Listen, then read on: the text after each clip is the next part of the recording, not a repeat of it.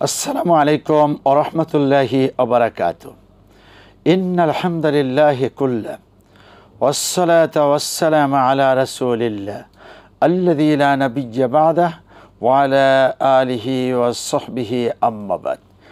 সুপ্রিয় দর্শক, আপনাদের প্রাণপ্রিয় অনুষ্ঠান গ্রিএসি প্রেজেন্স ইসলামী সওয়াল ও জবাব পাওয়ার্ড বাই কনকাফ্রিজ অনুষ্ঠান থেকে সকলকে জানাচ্ছি আন্তরিক মোবারকবাদ। বন্ধুগণ, জীবন ঘনিষ্ঠ যে কোনো বিষয়ে আপনারা প্রশ্ন করবেন। আপনাদের মূল্যবান প্রশ্ন এবং তথ্যবহুল প্রশ্নের জবাব দেওয়ার চেষ্টা করব ইনশাআল্লাহ। আজকে রিসিভ করব আমি এবং জবাব দিব আমি, প্রফেসর ডক্টর শহীদুল ইসলাম বারাকাতি। ইনশাআল্লাহুল আজিজ, আপনারা ছোট ছোট করে প্রশ্ন করবেন, বিজ্ঞচিত প্রশ্ন করবেন, রিপিট না করে নিজের টেলিভিশনের সাউন্ডটা কমিয়ে প্রশ্ন করার চেষ্টা করব আমরা ইনশাআল্লাহ। কে অপেক্ষমান আছেন? আসুন আপনার কাছে যাচ্ছি। আসসালামু আলাইকুম ওয়া রাহমাতুল্লাহ। ওয়ালাইকুম সালাম ওয়া রাহমাতুল্লাহি ওয়া বারাকাতুহু। ওয়ালাইকুম সালাম ওয়া রাহমাতুল্লাহ। আমি নরসিংদী মনোহরদী নূরজান ইসলাম নূপুর বলছিলাম। হ্যাঁ, প্রশ্ন করুন। মানুষে বলে যে আহারে কাবা শরীফে যে একটা পাথর আছে হাত ধরে আসোয়ার, মানুষে বলে আহারে ওই পাথরটা মানুষের পাপ নিতে নিতে একেবারে কালো হয়ে গেছে। অনেক আলেম ওলামারা ওই কথাটা বলে, তো ওইটা তো মানে ঠিক না। আপনি আমার মাধ্যমে যদি মানুষকে জানাই দিতেন যে এটা পাথরে বা কোনো পাপ ক্ষমা করতে পারে না, পাপ ক্ষমা করার মালিক আল্লাহ। জি, এইটাই প্রশ্ন আমার। আসসালামু আলাইকুম। ওয়ালাইকুম আসসালাম ওয়া রাহমাতুল্লাহ। জি, ধৈর্য ধারণ করুন, জবাব দিচ্ছি। আলহামদুলিল্লাহি রাব্বিল আলামিন ওয়াসসালাতু ওয়াসসালামু আলা সাইয়্যিদিল মুরসালিন ওয়া আলা আলিহি ওয়া সাহবিহি আজমাইন আম্মা বাদ। জি বোন নূপুর, আপনি জানতে চেয়েছেন যে হাজরে আসওয়াদ এই পাথরটি মানুষের পাপ নিতে নিতে কালো হয়ে গেল। এ কথাটি সঠিক না। এর নামেই তো হাজরুন আসওয়াদুন। হাজর মানে হলো পাথর আর আসওয়াদ মানে হলো কালো। এমনটি কালো অবস্থাতেই এসেছে বেহেশত থেকে এবং এটাকেই স্থাপন করা হয়েছে, এটাই এখনো পর্যন্ত আছে।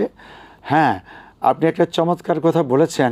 সাইয়্যিদনা ওমর ইবনুল খাত্তাব রাদিয়াল্লাহু তাআলা আনহু তিনি এই পাথরের সামনে দাঁড়িয়ে বলেছিলেন, হাজরে আসওয়াদ, কোনো ক্ষমতা তোমার নেই এবং কারো কোনো ক্ষমতা নেই, কেবলমাত্র আমার নবী মুহাম্মদুর রাসূলুল্লাহ সাল্লাল্লাহু আলাইহি ওয়াসাল্লাম তোমাকে চুমু খেয়েছেন, এই জন্য আমি চুমু খাচ্ছি। পাথর কিছু করতে পারে না। হ্যাঁ, এই পাথরে চুমু খেলে আল্লাহ পাক পাপসমূহ মাফ করেন এবং এই বরাবর গ্রিন সিগন্যাল আছে যে অ্যাঙ্গেলে এর যে কোনো জায়গায় দাঁড়িয়ে বিসমিল্লাহ আল্লাহু আকবার বলে যদি আপনি তাওয়াফ শুরু করেন, তাহলে পাথর চুমু খেলে যে লাভ হবে, আবার দূর থেকে বিসমিল্লাহ আল্লাহু আকবার বলছেন ওই অ্যাঙ্গেলে যেখানেই দাঁড়ানো যায় তাতেও সমান সওয়াব সমান লাভ। অতএব পাথর নিয়ে আমাদের এত কিছু বলার সুযোগ নাই, দরকারও নেই। আল্লাহ রাব্বুল আলামিন পাপ মাফ করেন।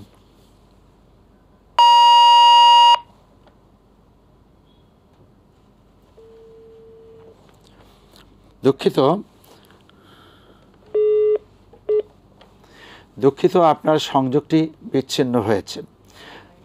আরও একটি প্রশ্ন এমন যে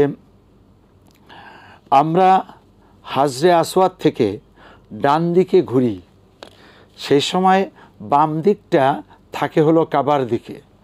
এতে কি কাবার সাথে বেয়াদবি হয় না? না, এতে কোনো বেয়াদবি হয় না। আমি মূলত ডানে ঘুরি, আল ইয়ামিন ও আল বারাকা, ডান দিকে যে ঘুরতেছি, এ ডান দিকে ঘোরাটা এটাই নিয়ম। আর রাসূল সাল্লাল্লাহু আলাইহি ওয়াসাল্লাম এ পদ্ধতিতেই আমলটা করেছেন, আমরাও সে পদ্ধতিতে আমল করব। তাতে বাম থাকে হলো তাওয়াফের দিকে, এই সে হাজরে আসওয়াদ বা বাইতুল্লাহর দিকে। এই যে বাইতুল্লাহর দিকে বাম দিকটা থাকলো, এতে কোনো বেয়াদবি নেই। আসসালামু আলাইকুম ওয়া রাহমাতুল্লাহ। হ্যালো, আসসালামু আলাইকুম। ওয়ালাইকুম আসসালাম। জি হুজুর, আমার একটা প্রশ্ন ছিল। জি, শুনতে পাচ্ছেন? শুনতে পাচ্ছি, বলুন। জি। আহ, বি- জি, বিয়ের কাবিনের ক্ষেত্রে সোনার ওসলের দামটা, ধরেন আমি সোনা কিনেছি 5 লাখ টাকায়। বলুন। জি। সেক্ষেত্রে যখন ধরেন বিয়ে করছি তখন দামটা হলো 7 লাখ টাকা ওই সোনারই। সেক্ষেত্রে আমি কোন দামটা ওসল হিসাবে ধরবো? আপনি যখন দিবেন তখনকার দাম ধরতে হবে। আপনি যদি এখন দেন তাহলে এখনকার মূল্য, আর যদি তখন দিয়ে থাকেন তাহলে ক্রয় তখন মূল্য নাকি বিক্রয় মূল্য? বিক্রয় মূল্য। জি।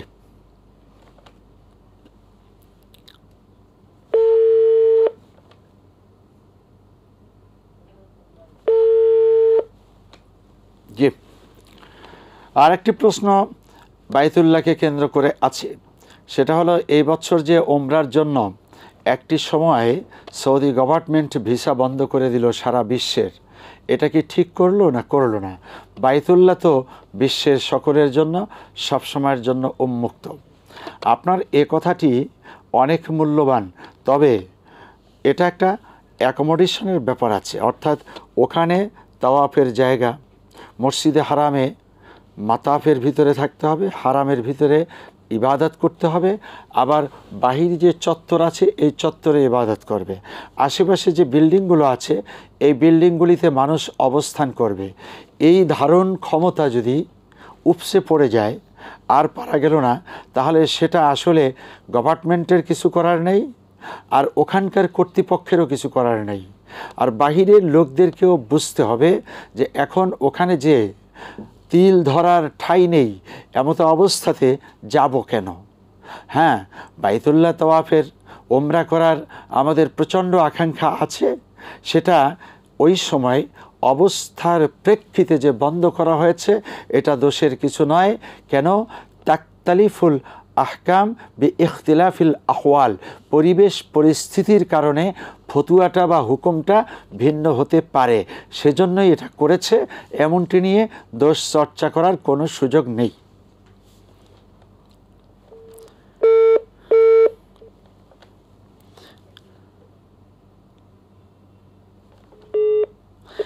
দুঃখিত, আবারও সংযোগ বিচ্ছিন্ন।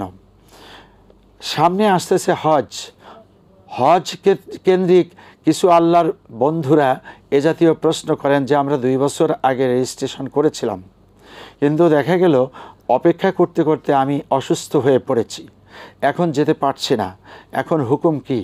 হ্যাঁ, হজ্জে যাওয়ার জন্য আপনার স্বাস্থ্য ঠিক থাকতে হবে, অর্থনৈতিকভাবে সচ্ছল হতে হবে, পথ নিরাপদ থাকতে হবে। এই 3টি শর্তের কোনো একটি যদি না থাকে তাহলে আপনার উপরে হজ ফরজ নয়। যেমন আপনার সবটাই আছে কিন্তু স্বাস্থ্য নেই, যে স্বাস্থ্য দিয়ে আপনি বিমানে উঠবেন, আরাফাতে যাবেন, মুজদালিফায় যাবেন, মিনায় যে জামারাতে পাথর মারবেন, এ ক্ষমতা আপনার নেই, স্বাস্থ্য হারিয়ে ফেলেছেন।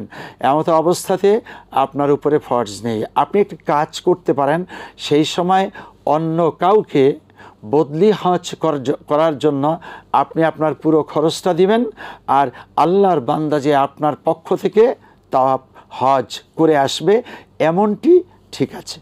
জি। আসসালামু আলাইকুম। ওয়ালাইকুম সালাম ওয়া রাহমাতুল্লাহি ওয়া বারাকাতুহু। হুজুর, আমি দরম পাশা সুনামগঞ্জ থেকে ইনুস বলছিলাম। জি। হুজুর, আমার 3টে প্রশ্ন। বলুন। প্রথম প্রশ্নটা হলো, সর্বাপেক্ষা উত্তম দোয়া কোন দিনের? আবার বলবেন। সর্বাপেক্ষা উত্তম দোয়া কোন দিনের? আচ্ছা, কোন দিনে?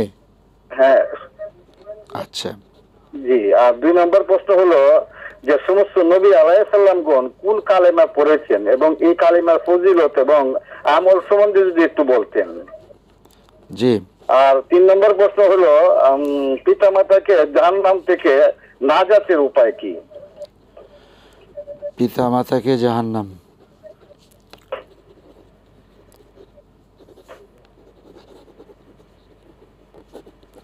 জি এনস ভাই, আপনাকে ধন্যবাদ। আপনার 3টি প্রশ্ন আমি লিপিবদ্ধ করে নিয়েছি, জবাব শুনুন। সর্বাপেক্ষা উত্তম দোয়া কোন দিনে? এ ব্যাপারে এক শব্দে এইভাবে জবাব দেয়া যাবে না। রাসূলের কাছে প্রশ্ন করা হয়েছিল যে উত্তম আমল কোনটি। রাসূল একবার জবাবে বলেছেন আস-সালাতু লিমিকাতিহা, সময় মতো নামাজ পড়া, এটা হলো উত্তম ইবাদত। আবার আরেকজনকে বলেছেন আল জিহাদু ফি সাবিলিল্লাহ, আল্লাহর পথে জিহাদ করা। আবার আরেকজনকে বলেছেন যে বিররুল ওয়ালিদাইন, পিতামাতার খেদমত করা। তার মানে কি, অবস্থার প্রেক্ষিতে রাসূল সাল্লাল্লাহু আলাইহি ওয়াসাল্লাম একই প্রশ্নের জবাব তিনভাবে দিয়েছেন। এবার আপনাকেও আমি জবাব দিচ্ছি। লাইলাতুল কদর, এটা হলো রাত, আপনি চাইছেন দিন। দিন হিসাবে এই দুনিয়াতে একটি বছরে ঘুরে চান্দ্র বছর যে পার হয়, এতে সবচাইতে উত্তম দিন হলো আরাফাতের দিন। একইভাবে উত্তম দিন যারা আমরা হজ্জের মাসে 1 তারিখ থেকে 9 তারিখ পর্যন্ত রোজা রাখি, এই সবগুলো উত্তম দিন। রমাদান কারিমে প্রথম দশক এক ব্যাপারে উত্তম দিন, মধ্য দশক উত্তম দিন, আবার শেষ দশকের সবটাই উত্তম দিন। এই সবগুলোই আসলে উত্তম দিন। তবে আরাফাতের দিবস, যেই দিন হাজিগণ আরাফাতে অবস্থান করেন, ওই দিবসটি এজন্য উত্তম, রাসূল করিম সাল্লাল্লাহু আলাইহি ওয়াসাল্লাম বলেছেন যে বছরে এমন বেশি বনি আদমকে ক্ষমা করা হয় না অন্য কোনো দিনে আরাফাতের দিবসে যে পরিমাণ ক্ষমা করা হয়। অতএব এই দিনটি সর্বোত্তম দিন। এটার ব্যাপারে দলিল সমৃদ্ধ। এরপরে বিভিন্ন দিন উত্তম আছে। আল্লাহ রাব্বুল আলামিন সব দিনগুলিকেই আমাদের উত্তম দিন ধরে ইবাদত করার তৌফিক দান করুন। 2 নম্বর, আপনি জানতে চেয়েছেন নবী রাসূলগণের কালেমা কি ছিল। রাসূলুল্লাহ সাল্লাল্লাহু আলাইহি ওয়াসাল্লামের কালেমা লা ইলাহা ইল্লাল্লাহু মুহাম্মাদুর রাসূলুল্লাহ। আদম আলাইহিস সালামের ছিল আদম সফিউল্লাহ। ইব্রাহিম আলাইহিস সালামের হলো ইব্রাহিম খলিলুল্লাহ। ঈসা আলাইহিস সালাম ঈসা রূহুল্লাহ। আর মূসা আলাইহিস সালাম মূসা কালিমুল্লাহ। এইভাবে কয়েকজন নবী এবং তাদের কালেমার শেষ অংশে এই অংশটা ছিল। আর বাকি সমস্ত আম্বিয়া আলাইহিমুস সালাম লা ইলাহা ইল্লাল্লাহ এই কালেমাই পড়েছেন। তার মানে এক আল্লাহ ছাড়া অন্য কোনো ইলাহ নেই, এমনটি সকলের জন্য প্রযোজ্য। ফজিলত হলো আফজলুল জিক্রে লা ইলাহা ইল্লাল্লাহ। লা ইলাহা ইল্লাল্লাহর সে শ্রেষ্ঠ জিকির এই দুনিয়াতে আর নেই। পিতামাতাকে জাহান্নাম থেকে মুক্তির জন্য কি আমল? 1 নাম্বার হলো দোয়া, 2 নাম্বার হলো সাদাকায়ে জারিয়া তাদের পক্ষ থেকে, 3 নাম্বার হলো যে তাদের পক্ষ থেকে যত বেশি পারা যায় জিকির, আজকার, তাসবিহ, তাহলিল, নেক আমল সমূহ করা। এটার ব্যাপারে হাদিস আছে ইদা মাতাল ইনসানু ইনকাতা আনহু আমালুহু ইল্লা মিন সালাসা।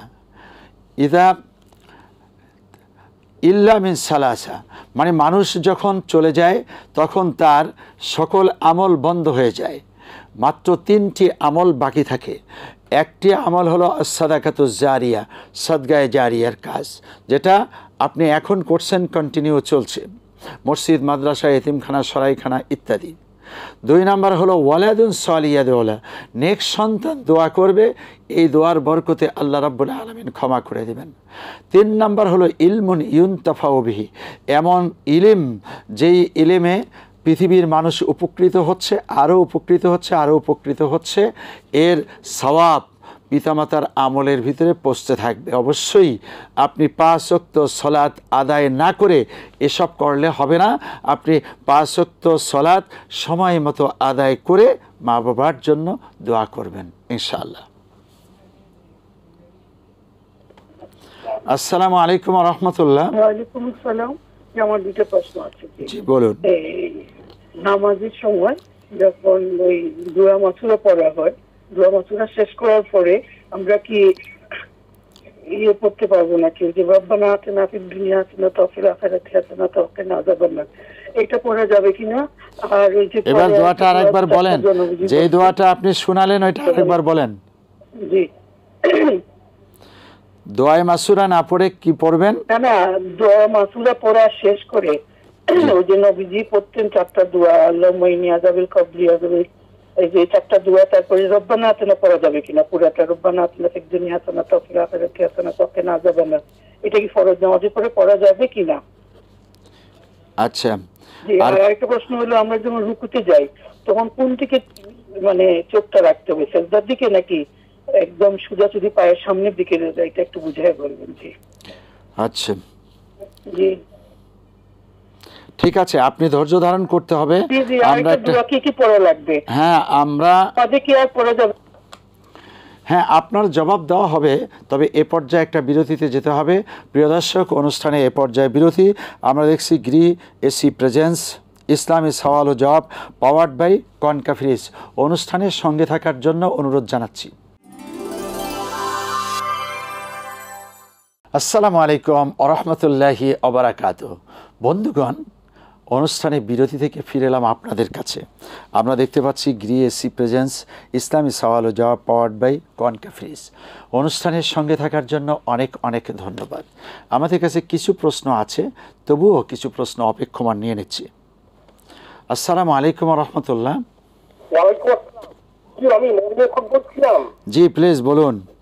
হুজুর, আপনার প্রতি গভীর শ্রদ্ধা ভক্তি রেখে বলছি, হুজুর আপনি তো লক্ষ্য করেছেন অনেক ভালো ভালো আলেম, হক্কানি আলেম এখনো বলেন যে চোর, ডাকাত, খুনি, সন্ত্রাসী তাদের ইমান আছে, ইমান নাই এই কথা বলা যাবে না। হুজুর, এই কথা ইহুদি খ্রিস্টানরা আবিষ্কার করেছে, আবিষ্কার করে মুসলমানদের মধ্যে ছড়িয়ে দিয়েছে। ওই হক্কানি আলেমরা অনেকে না বুঝে এইটা প্রচার করে। আমার অনেক হক্কানি আলেম বুঝতে পারেন, কিন্তু টাকা কালেকশন করার জন্য, মসজিদ মাদ্রাসা টাকা কালেকশন করার জন্য তাদেরকে ইমানটা বানিয়ে আসছে। হুজুর, এইটার ব্যাপারে তীব্র প্রতিবাদ করা উচিত। ওই হক্কানি আলেমরা যদি মনে কষ্ট পেয়ে থাকেন, তারপরেও প্রতিবাদ করা উচিত। এই ব্যাপারে আপনি বলবেন? আচ্ছা, একটা তো হ্যাঁ বলবো তো অবশ্যই। একটা কথা পরিষ্কার করে দেন, একটা হলো চাঁদা তুলে হক্কানি আলেম, আর কি করে? না, খুনি তাদের কাছ থেকে চাঁদা তুলে, আর চাঁদা এই জন্য চাঁদা তোলার জন্য তাদেরকে ইমানটা বানিয়ে রাখছে। ওই আপনাদের ইমান আছে, হাজার খুন করেন তারপরে আপনাদের ইমান আছে। আর তাদের কাছ থেকে চাঁদা নেওয়া বন্ধ করতে হবে, বলতে হবে তাদের ইমান নাই। জি, আচ্ছা, ঠিক আছে, ঠিক আছে, ধন্যবাদ। জি বোন, আপনি প্রশ্ন করেছিলেন যে দোয়ায়ে মাসুরা পড়ার পরে রব্বানা আতিনা ফিদ দুনিয়া হাসানা, এই দোয়া পড়া যাবে কি না? নফল নামাজে পড়া যাবে, কোনো অসুবিধা নেই, কিন্তু ফরজ নামাজে রব্বানা আতিনা ফিদ দুনিয়া এটা একটি পূর্ণাঙ্গ আয়াত, এখানে আমরা পড়ব না। আচ্ছা, 2 নাম্বার আপনি জানতে চেয়েছেন যে ওই যে 4টি বিষয়, আল্লাহুম্মা ইন্নী আউযু বিকা মিন জাহান্নাম অমিন ফিতনাতিল কবর অমিন ফিতনাতিল মাসিহিদ দাজ্জাল, এই যে বিষয়টা আপনি জানতে চেয়েছেন, হ্যাঁ, এই 4টি দোয়া তাও আপনি পড়তে পারবেন ফরজ সালাতের পরে, যখন আপনি দোয়ায়ে মাসুরা পড়তেছেন। নফলের ভিতরে তো অবশ্যই পড়া যাবে, আর আলাদাভাবে যখন আপনি পড়বেন তখন কোনো অসুবিধা নেই। তবে ফরজ নামাজের ভিতরে কোরআনে কারিমের একটি আয়াত হুবহু পড়া যাবে না। জি, জনাব মমিনুল হক সাহেব বলছেন যে এক শ্রেণীর হক্কানি আলেম খুনিদের থেকে চাঁদা তুলেন, আবার তাদেরকে মোমেন বানিয়ে রাখেন এবং তাদেরকে বেহেশতে দেওয়ার জন্য দোয়াও করেন। এ কাজটি কতটুকু ঠিক বা বেঠিক? এটা একটি মানুষের জন্য দোয়া করতে কোনো আপত্তি নেই, তার মানে লোকটি খুনি, তার জন্য দোয়া করা যাবে, কিন্তু জেনে বুঝে খুনি বা অপরাধী তাদের কাছ থেকে টাকা পয়সা না নেওয়াটাই উত্তম। আর নিয়ে তাদেরকে জান্নাতে পৌঁছায় দেওয়া, জান্নাতে পৌঁছানোর মালিক তো হলেন আল্লাহ, কোনো বান্দা জান্নাতে পৌঁছাতে পারবে না।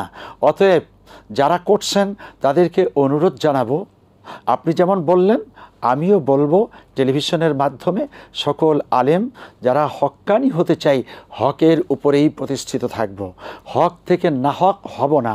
পাপীদেরকে আমরা নেকের দিকে আহ্বান জানাবো, কল্যাণের দিকে আহ্বান জানাবো, এমনটি উদাত্ত আহ্বান সকলের প্রতি রাখছি।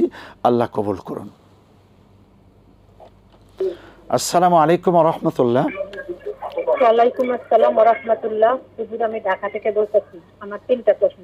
আমার প্রথম প্রশ্ন হইতেছে, আমার বাচ্চার বয়স 13 বছর 5 মাস, ছেলে বাচ্চা। তার গেঞ্জির মধ্যে সামনে মানচিত্রের ছবি আছে আর কি। সেই গেঞ্জিটা পরে কি ওর নামাজ হবে? এই মানচিত্রের মধ্যে কি প্রাণীর ছবি আছে? কোনো প্রাণীর ছবি নাই, শুধু একটু লাল, লালের মধ্যে হলুদ, মানে আর কি। আচ্ছা, ঠিক আছে। পরবর্তী প্রশ্ন। এই একটা প্রশ্ন। দ্বিতীয় প্রশ্ন হইতেছে, হুজুর দোয়া কুনুত পড়তে ভুলে গেলে দেখেন নামাজে, আবার সাহু সিজদাও দেয় নাই, কিন্তু তাইলে কি নামাজ হবে? দোয়া কুনুত পড়তে ভুলে গেছে কিন্তু ইচ্ছা করে আবার সাহু সিজদা দেয় নাই, তাইলে কি নামাজটা হবে? এই একটা প্রশ্ন। আর আরেকটা প্রশ্ন হইতেছে, হুজুর আমরা 2 বোন, আমাদের কোনো ভাইটাই নেই। আমার বোনটা মারা গেছে, আমি এখন একা, আমার বাবাও না, আমি মায়ের সাথে থাকি। আর আমার স্বামীরা 2 ভাই। তার ভাই আছে, তার ভাই বড় চাকরি করে, মাসে 2-3 লাখ টাকা বেতন পায়। তার ওয়াইফ চাকরি করে, আগে অবস্থা খারাপ ছিল। এখন সে ভাই চায় তার, আমার হাজবেন্ড আর কি দেশে থাকেন, বাড়িতে থেকে কাজকর্ম করে সব ভাইদের এটা ওটা দেখ, সংসার সামাল। কিন্তু এই জন্য আমার বাসায় বেশি সময় দিতে পারে না, কাজকর্ম করতে পারে না, এই জন্য একটু রাগারাগি করি। এটা কি জায়েজ আছে? মানে তাদের তো চলে এখন ভালো, আমার তেমন এখন অবস্থা সেরকম ভালো না। এখন কি করতে পারি আমি? এটা রাগারাগি করি, একটু কথা কাটাকাটি হয়, এর জন্য কি কতদিন পর্যন্ত রাগ করে থাকা যায় বা কি করা যায়? এটা আচ্ছা, ঠিক আছে। জি, ওয়ালাইকুম আসসালাম ওয়া রাহমাতুল্লাহ। জি, আচ্ছা, বোন জানতে চেয়েছেন ছেলের বয়স 13 বছর, মানচিত্র সম্বলিত একটি গেঞ্জি সে গায়ে দেয়, যেটার মধ্যে প্রাণীর ছবি নেই, এতে কোনো সমস্যা নেই। গাছ, ফুল এবং কোনো কাগজ, এই জাতীয় কোনো ভিউ কার্ড, ভালো কোনো কিছু যদি থাকলো, তাতে নামাজেরও কোনো ক্ষতি হবে না, অন্য কোনো গুনাহও হবে না। হ্যাঁ, প্রাণীর ছবি থাকলে হাদিস শরীফে এসছে, লা তাদখুলুল মালাইকাতু ফিহি সুয়ারুন আও কালবুন, যেখানে কুকুর আছে অথবা প্রাণীর ছবি রয়েছে এমন জায়গায় রহমতের ফেরেশতা প্রবেশ করে না। অতএব এমনটি যেহেতু নাই, আপনার কোনো সমস্যা নেই। দোয়ায় কুনুত পড়তে পারলেন না, আবার ভুল হয়েছে, সাহু সেজদাও দেওয়া গেল না, তাহলে কি হবে? তাহলে সম্পূর্ণ নামাজটা নতুন করে পড়তে হবে। আবার দোয়ায় কুনুত না জানলে পরে অন্য কিছু পড়বেন। আসলে দোয়ায় কুনুত আল্লাহুম্মা ইন্না নাস্তাঈনুকা, এই যে দোয়াটা আমরা পড়ি, এই দোয়াটা কোনো ম্যান্ডেটরি না। সেখানে আপনি অন্যান্য যে সমস্ত দোয়া পড়েন, সূরা ইখলাস পড়েন, সূরা ফাতিহা পড়েন এবং ভিন্ন কিছু দোয়া পড়েন, রব্বানা আতিনা পড়েন, রব্বানা যালামনা পড়েন, এসব পড়লেই যথেষ্ট, আপনার কোনো মুশকিল নেই। জি, আপনার আরও প্রশ্ন আছে, এর জবাব দিব বিরতি থেকে ফিরে এসে। বন্ধুগণ, এই পর্যায়ে আরও একটা বিরতি আমরা দেখতে পাচ্ছি। গ্রিএসি প্রেজেন্স ইসলামী সওয়াল ও জবাব পাওয়ার্ড বাই কনকাফ্রিজ অনুষ্ঠানে থাকার জন্য অনুরোধ জানাচ্ছি। আসসালামু আলাইকুম ওয়া রাহমাতুল্লাহি ওয়া বারাকাতুহু। বন্ধুগণ, বিরতি থেকে ফিরে এলাম অনুষ্ঠানে। আমরা দেখছি গ্রিএসি প্রেজেন্স ইসলামী সওয়াল ও জবাব পাওয়ার্ড বাই কনকাফ্রিজ। অনুষ্ঠানের সঙ্গে থাকার জন্য আলহামদুলিল্লাহ, শুকরান। এবার একটি প্রশ্ন আমাদের হাতে আছে, আরেকটি প্রশ্ন নিয়ে নিচ্ছি। আসসালামু আলাইকুম ওয়া রাহমাতুল্লাহ। ওয়ালাইকুম আসসালাম ওয়া রাহমাতুল্লাহি ওয়া বারাকাতুহু। হুজুর, আমি জানতে চাইতেছি যে মহিলাদের যে তালিমগুলো আছে বাহিরে, বুঝছেন, এখন আমি মনে করেন যে ওই তালিমে আর কি যাই না, বুঝছেন। আমি এভাবে আপনাদের চ্যানেলগুলো দেখি এবং কোরআনের অর্থ সহ এবং নবীজির হাদিসগুলো, সহিহ হাদিসগুলো ফলো করতেছি। এখন এই জন্য কি আমি আল্লাহর নিকট লাভ করতে পারবো কিনা, বাহিরে কি আমার যাওয়াই লাগবে? এবং আরেকটা কথা বলি, মনে কিছু না, আপনাদের ফ্যামিলি গুলা কি ওনারা কি বাহিরে যায় না বাসায় কিছু পড়ে? এই জিনিস একটু বললে আমি একটু আমল করতে পারতাম। আর 2 নম্বর প্রশ্ন কি, হুজুর আমার এই যে হাত পা একটু জ্বালা পোড়া বেশি, তো আমি মনে করেন যে গরমের টাইমে যায় নামাজ ছাড়া নামাজ পড়ি, সমস্যা আছে। এমন ঠান্ডা পড়লে আমি জায়নামাজটা পড়ি, এটা। আর আপনি 3 নম্বর প্রশ্ন হচ্ছে যে 8টা থেকে 9টার মধ্যে আমি কি নামাজটা পড়তে পারি? এই সময়টা আমার বড় একটা গ্যাপ আছে, মনে করেন 8টা থেকে 9টার মধ্যে কি নিয়ত করতে পারি, কি সালাতটা পড়তে পারি, এটা আর কি আমার প্রশ্ন। আচ্ছা ঠিক আছে, আপনার প্রশ্নের জবাব দিচ্ছি। জি, আমার আগে একটি প্রশ্ন ছিল, এটাকে জবাব দিয়ে নিচ্ছি। বোন বলছিলেন যে তারা 2 বোন, একজন মারা গেছেন, তা তার হাজব্যান্ড আয় ইনকাম করে সেটা ভাই বোন মা এদেরকে দিচ্ছেন, আর স্ত্রীকে দিচ্ছেন না। এখানে দেন সামান্যই, তাতে সবসময় সংসারে একটা অভাব অনাটন লেগে থাকে। এই সময় ওনাদের 2 জনের মধ্যে কিছু ঝগড়াঝাটি হয়, রাগারাগি হয়। এটা কি ঠিক নাকি ব্যাঠিক? না, রাগারাগি ঝগড়া এটা কোনো সময়ই ঠিক না। হ্যাঁ, আপনি যুক্তিসঙ্গত কারণ ওনাকে বারবার বুঝাতেই থাকবেন যে তোমার নিজের সংসার হলো আমার সংসার, এই সংসারের যাবতীয় চাহিদা মিটিয়ে তোমার টাকা তুমি মায়ের পিছনে, ভাই বোনের পিছনে সেখানে খরচ করো, এবং সেখানে ইনকাম করার জন্য একজন ব্যক্তি আছেন যিনি আপনি বললেন যে 3 লক্ষ টাকা মাসে ইনকাম করেন। এমন যদি থাকে তাহলে সেখানে তুমি বেশি না দিয়ে যখন তাদের প্রয়োজন হবে তখন দিবে, আর নিজ সংসারটাকে ঠিক রাখবে। 1। 2 নাম্বার হলো যে দোয়া করতে থাকুন। 3 নাম্বার হলো আপনি আমল করে যাচ্ছেন, সে আমলগুলো ওনাকেও আস্তে আস্তে শিখাতে থাকুন। হাজব্যান্ড স্ত্রীকে শেখাতে পারে, স্ত্রী হাজব্যান্ডকে শেখাতে পারে, এতে ইসলামের কোনো বাধা বিপত্তি নেই। এইভাবে পরস্পরের মধ্যে একটি মিল আর মহব্বত থাকা ভালো, রাগারাগি ভালো না। কেননা রাগারাগিতে কোনো এক সময় অ্যাক্সিডেন্ট হয়ে যেতে পারে। ওনারও মাথায় রক্ত উঠেছে, আপনারও উঠেছে, উনি একটা তালাক দিয়ে বসবে, বিপদে পড়ে যাবেন। এই জন্য ওই দিকে না যাওয়াটাই বারণ।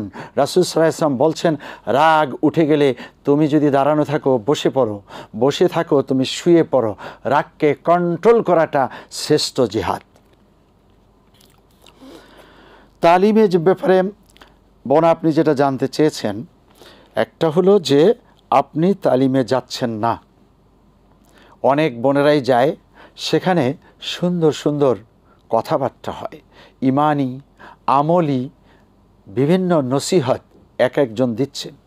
পর্দা রক্ষা করে যদি তালিমে যাওয়া যায় তাহলে ঠিক আছে, আর যদি পর্দা লঙ্ঘিত হবে এমন হয়, অথবা স্বামীর ক্ষতি হয়ে যাবে, ছেলেমেয়ের ক্ষতি হয়ে যাবে, তাহলে আপনাকে তালিমে যাওয়াটা জরুরি না, শিক্ষা গ্রহণ করা জরুরি। অর্থাৎ নামাজকে সহিভাবে আদায় করার জন্য, মুসলিমা হিসাবে জীবনটা সুন্দরভাবে লালন করার জন্য যতটুকুন আমল দরকার, এই বিষয়টি আপনি কোরআন থেকে, হাদিস থেকে, সহিহ সুন্নাহ থেকে নিজে যেমন শিখতেছেন আরও শিখুন। আমাদের প্রোগ্রাম দেখতেছেন আরও দেখুন। আল্লাহ রাব্বুল আলামিন আপনাকে উত্তম জাযা দান করবেন ইনশাআল্লাহ। জানতে চেয়েছেন যে আমাদের ফ্যামিলিতে লোকজনেরা তালিমে যাচ্ছে কিনা। হ্যাঁ, তারা তালিমে যায় যদি পরিবেশটা সম্পূর্ণ অনুকূলে থাকে। আর যদি প্রতিকূলে থাকে তাহলে, অর্থাৎ স্বামী বাধা দিয়েছে, ছেলে মেয়েদের বিশেষ প্রয়োজন, এই সময় মা যদি ছুটে যান অন্যদিকে, তাহলে এটা মায়ের উচিত হবে না। আপনাকে একটা ছোট্ট উদাহরণ দিয়ে বলি, শিশু বাচ্চা মায়ের দুগ্ধ খাওয়ার জন্য কান্নাকাটি করছে, আর মা কালেমার দাওয়াত দেওয়ার জন্য দূরে চলে যাচ্ছে। এটা কোনটা উত্তম?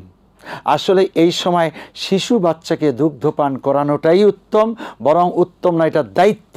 ঠিক এরকম দায়িত্ব যখন কাঁধে থাকবে তখন দূরে যাওয়া যাবে না। আর অনেক দূর সেটা হলো যে সফরের দূরত্ব, সেখানে তো আপনি মাহরাম ছাড়া যেতে পারবেনই না। এবার আপনি আরেকটা টাইমের কথা বলেছেন, 8 থেকে 9টা পর্যন্ত আপনার ফাঁকা আছে, অথচ এই সময় কি আমল? এ সময় আপনি সলাতুদ দোহা, চাশতের নামাজ যেটা বলা হয়, ফার্সিতে চাশত আর হলো আরবিতে দোহা, তার মানে উদ্ভাসিত আলো। উটের শাবকের পা যখন গরম লাগে ঠিক এমন মুহূর্তে আপনি সলাতুদ দোহা আদায় করুন, 2 রাকাত 2 রাকাত 2 রাকাত করে 6 রাকাত পড়ুন। যদি আপনি তেলাওয়াত করতে চান তেলাওয়াত করুন, অন্য কোনো নফল নামাজ তাহলে সলাতে হাজত পড়ুন। এই জাতীয় আমল আপনি করতে পারেনই। কোরআন তেলাওয়াতে কোনো বারণ নেই, আপনি যদি পবিত্র থাকেন কোরআন তেলাওয়াত করুন। জি, এইভাবে আপনার যা ভালো লাগে সেটা করুন।